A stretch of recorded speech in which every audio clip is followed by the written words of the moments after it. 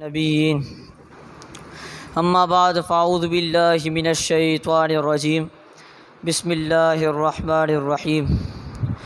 قال اللہ تبارک و تعالی فی القرآن المجید والفرقان الحمید شہر رمضان الذی انزل فیہ القرآن ھدی للناس وبینات من الھدی والفرقان وقال رسول اللہ صلی اللہ علیہ وسلم من فرح بدخول رمضان حرم جلدہ علی النیران۔ اما بعد معزز سامعین کرام، السلام علیکم ورحمۃ اللہ وبرکاتہ۔ جیسا کہ آپ سب جانتے ہیں کہ رمضان المبارک کا آخری عشرہ ہے اور چند ہی دن، کل ہی جمعۃ الوداع ہے اور چند ہی دن بعد عید الفطر آنے والی ہے۔ عید الفطر مومنوں کے لیے ایک انعام ہے اللہ کی طرف سے، ان کے روزے رکھنے کا اور ان کے صبر و تحمل کرنے کا۔ تو آپ کے سامنے ایک واقعہ عرض کروں گا کہ کسی نے ایک دفعہ عید الفطر کے دن سیدنا عمر فاروق رضی اللہ تعالیٰ عنہ کو دیکھا کہ آپ زارو قطار رو رہے ہیں، تو اس نے عرض کیا کہ یا امیر المؤمنین رضی اللہ تعالیٰ عنہ، آج آپ خوشی کا دن ہے اور آپ رو رہے ہیں۔ تو سیدنا عمر رضی اللہ تعالیٰ نے کہا کہ میں نہیں جانتا کہ یہ عید ہے یا وعید ہے۔ کہا کہ یہ آپ نے کیا بات کر دی، آج تو عید کا دن ہے، وہ عید کیسی؟ تو سیدنا عمر رضی اللہ تعالیٰ نے فرمایا کہ عید تو تب ہے جب تیرے روزے قبول ہو جاتے ہیں، جب اللہ تعالیٰ تیرے روزے قبول نہیں کرتا تو وہ تیرے لیے وعید ہے۔ اسی طرح ماہ رمضان کی فضیلت اور اس کی خیرات و برکات کا انکار کون کر سکتا ہے، جبکہ اللہ تعالیٰ نے اپنے کلام پاک میں اور حضور علیہ الصلاۃ والسلام نے اپنے ارشادات میں اس کی فضیلت و خیرات و برکات بیان کی ہے۔ ماہ رمضان کا معنی بھی یہی ہے کہ جس میں روزہ دار بھوک اور پیاس اور گرمی کی شدت برداشت کرے۔ اللہ تعالیٰ قرآن میں فرماتا ہے شہر رمضان الذی انزل فیہ القرآن ھدی للناس وبینات من الھدی والفرقان، کہ ماہ رمضان وہ ہے جس میں قرآن کریم اتارا گیا اس حال میں کہ وہ لوگوں کو راہ ہدایت دکھاتا ہے، اور اس میں حق ہدایت اور حق و امتیاز میں، مطلب حق و باطل میں امتیاز کرنے والی آیات ہے۔ اس کی فضیلت حضور علیہ السلام نے بیان کرتے ہوئے فرمایا، جس کو حضرت ابو ہریرہ رضی اللہ تعالیٰ عنہ نے روایت کیا ہے کہ اے میرے غلاموں، تمہارے پاس ماہ رمضان اور برکت والا مہینہ آیا ہے، اللہ تعالیٰ نے تم پر اس کے روزے فرض کر دیے ہیں، اور اس میں آسمان کے دروازوں کو کھول دیا جاتا ہے اور جہنم کے دروازوں کو بند کر دیا جاتا ہے، اور سرکش شیطانوں کو جکڑ دیا جاتا ہے، اور اس میں ایک رات ہے جس کی عبادت 1000 ماہ کی عبادت سے بہتر ہے۔ جس کو اس کی خیر سے محروم کر دیا گیا تو وہ تمام قسم کی بھلائیوں سے محروم کر دیا گیا ہے۔ چونکہ اس ماہ مقدس میں قرآن کریم کا نزول ہوا، جو اپنے اعجاز کے لیے ہدایت اور آیت بینات ہونے کے اعتبار سے لوگوں کے لیے راہ ہدایت ہے، وہ لوگوں کو راہ ہدایت دکھاتے ہیں، اور اس میں حق و باطل میں امتیاز کرنے والی آیات ہیں۔ تو یہ مہینہ ماہ رمضان اس قابل ہے کہ جس میں قرآن کریم کا نزول ہوا، تو اس کے ہر لمحے، ہر ساعت، ہر آن میں اپنے مالک حقیقی کا شکر ادا کیا جائے، دن کو روزہ رکھا جائے اور رات کو قرآن کریم کی تلاوت کی جائے، اور ہر لمحے میں اپنے رب سے اپنی گناہوں کی مغفرت طلب کرنی چاہیے، تاکہ اللہ تعالیٰ قرآن میں فرماتے ہیں لعلکم تشکرون، تاکہ تم شکر گزار بن جاؤ۔ یہ مہینہ اللہ تعالیٰ نے مغفرت کے لیے مومنوں کے لیے ایک انعام کے طور پر دیا ہے۔ اس میں انسان کو چاہیے کہ وہ اللہ تعالیٰ سے اپنے گناہوں کی مغفرت کرے، کیونکہ یہ مہینہ ہے ہی ماہ غفران کا۔ اور جو شب قدر کا ذکر کیا گیا، اللہ تعالیٰ قرآن میں فرماتا ہے انا انزلناہ فی لیلۃ القدر، لیلۃ القدر خیر من الف شہر تنزل الملائکۃ والروح فیہا باذن ربہم من کل امر۔ اللہ تعالیٰ فرماتا ہے خیر من الف شہر، یعنی 1000 ماہ سے بھی زیادہ بہتر۔ اور جو قرآن کریم کے نزول کے علاوہ جو باقی کتب ہے، ان کا نزول بھی اسی ماہ مقدس میں ہوا ہے۔ حضور علیہ السلام نے ارشاد فرمایا کہ تو حضرت ابراہیم علیہ السلام کے صحیفے بھی 1 رمضان کو نازل ہوئے، تورات شریف 6 رمضان کو، انجیل 13 رمضان کو، اور زبور شریف بھی 18 رمضان کو ہی نازل ہوئی۔ تو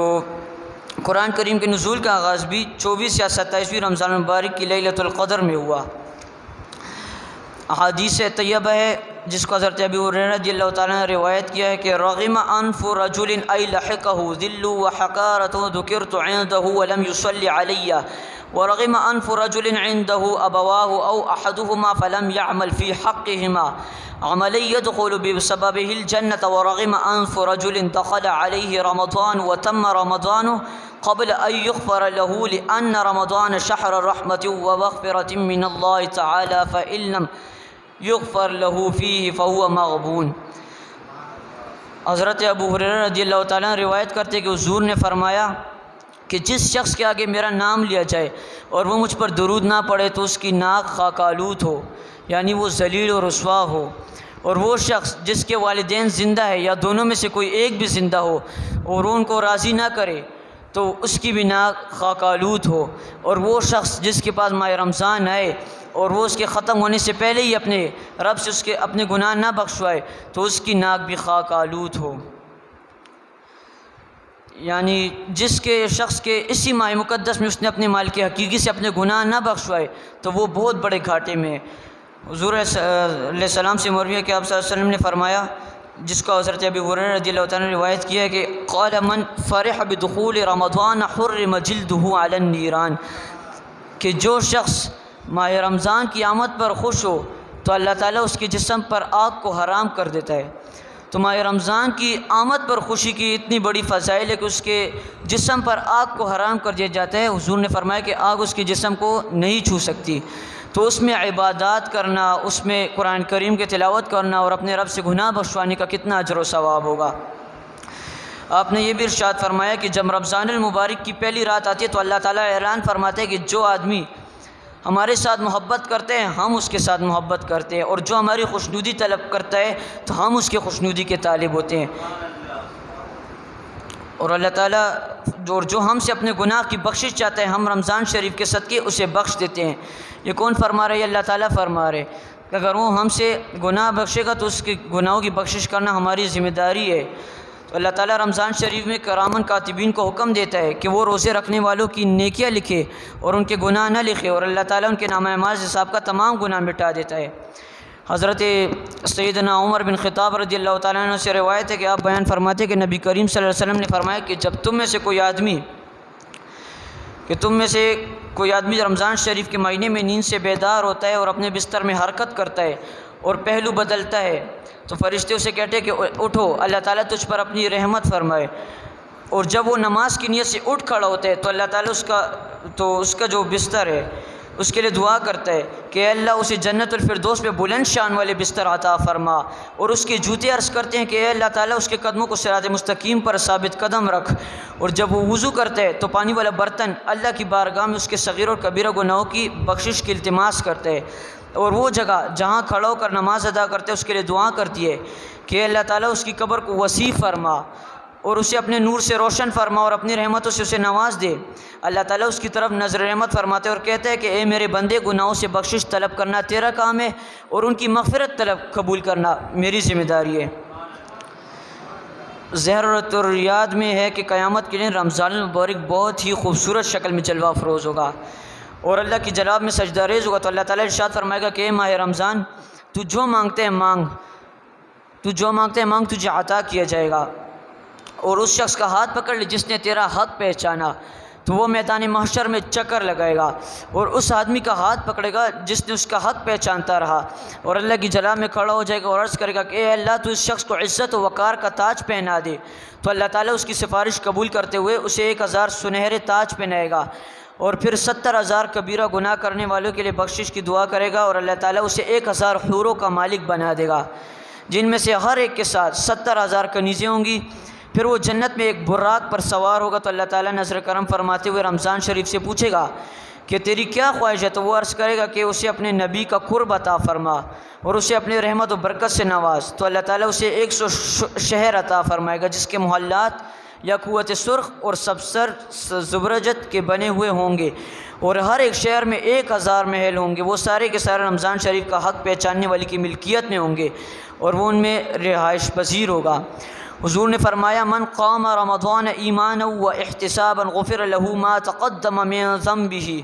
جس نے رمضان شریف کی راتیں عبادت کرتے ہوئے گزاری اور تراویح کی نماز ثواب کے اصول کا یقین کرتے ہوئے اور اخلاص نیت کے ساتھ ادا کی، اس کے سابقہ تمام گناہ معاف کر دیے جائیں گے۔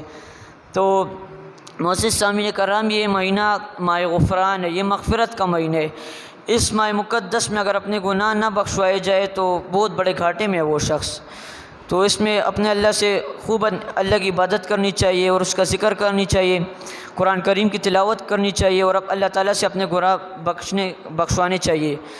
دعا کرے کہ جو کچھ میں نے پڑھا، آپ نے سنا، اس پہ اللہ تعالیٰ میں عمل کرنے کی توفیق عطا فرمائے۔ وآخر الدعوانا الحمدللہ رب العالمین۔